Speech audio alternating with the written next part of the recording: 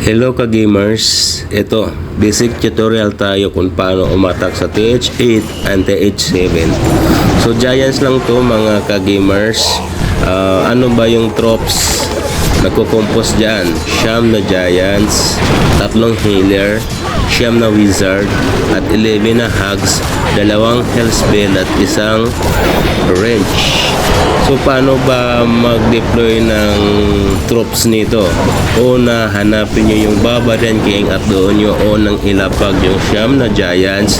Tapos suportahan nyo ng healer and then 9 na wizard. Yun. Tapos paano ba mag-deploy ng hugs na naman?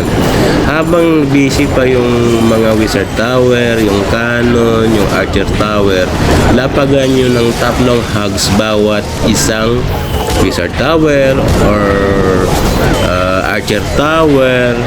Lahat yan. Every lapagan nyo. Tapos sa splash damage doon nyo ilalagay yung health spell nyo. Palagi tatandaan nyo ha.